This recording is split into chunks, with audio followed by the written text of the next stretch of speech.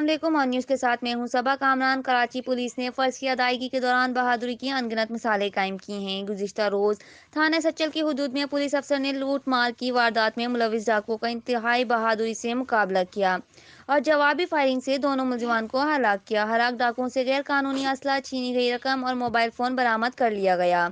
Additional IG Karachi ने sub divisional inspector airport Chaudhary Asad Aleem और निहायत बहादुरी से फौरी रिस्पॉन्स करने वाली सच्चल थाने की पुलिस पार्टी को तारीफी सर्टिफिकेट और नकद इनामात दिए।